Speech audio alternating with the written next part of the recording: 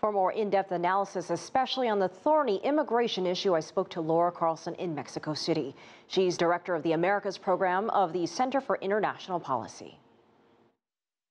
Yes, there's been a huge response here in Mexico, especially to the statements by Donald Trump.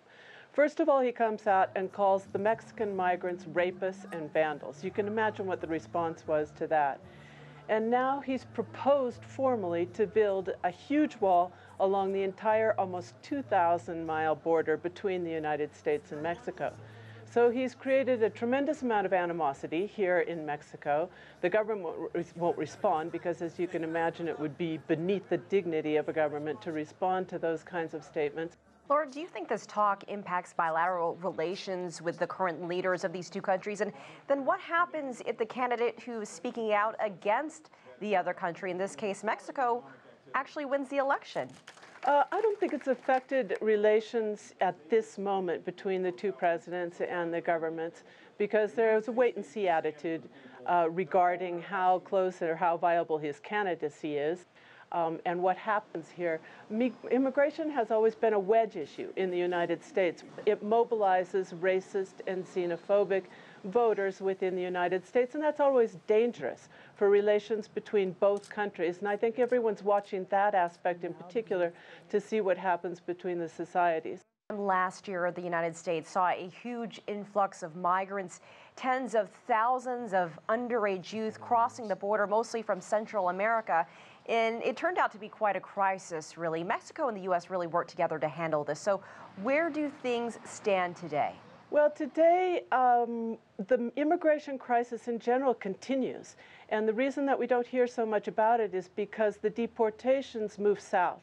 We're having fewer deportations on the U.S. border of women and children in particular, and Central American migrants. And the U.S.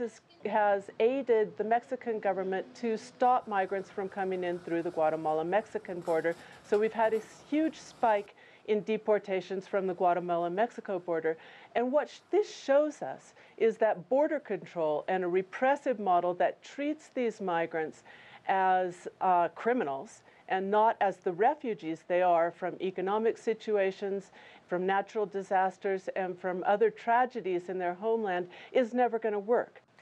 Laura, we're seeing a major migrant crisis happening right now across Europe. Some countries are building walls like the one you just mentioned. Others are targeting smugglers.